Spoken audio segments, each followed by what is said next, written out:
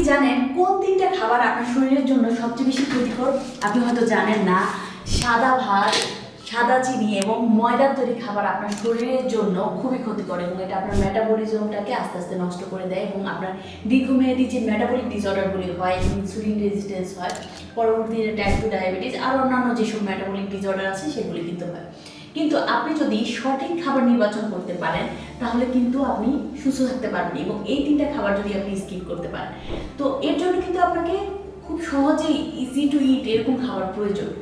এরকমই একটি খাবার হচ্ছে টারমারিক অ্যান্ড সিড মিক্স এবং এটা কিন্তু আমি রেগুলার খাই এবং এটা খেলে আপনার হচ্ছে যে এই যে আপনার ক্ষুধা লাগা বারবার যে ব্যাপারটা, তারপরে আপনার হচ্ছে যে পুষ্টির ঘাটতি, এগুলি কিন্তু পূরণ করে। কারণ এখানে আছে আপনার হলুদে থাকা কার্কিউমিন। এই কার্কিউমিনটা কিন্তু আপনার শরীরে ইনফ্লামেশন কমাতে সাহায্য করে, আপনার শরীরে ব্যথা কমায়, আপনাকে সুস্থ রাখে এবং আপনার রোগ প্রতিরোধ ক্ষমতা বাড়ায়।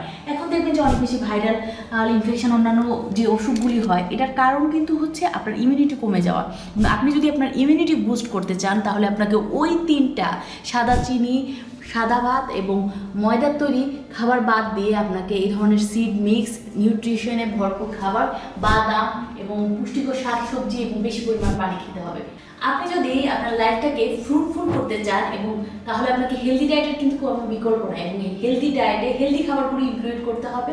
ভালো থাকবেন, সুস্থ থাকবেন, নিজের স্বাস্থ্যের যত্ন নেবেন। আসসালামু আলাইকুম।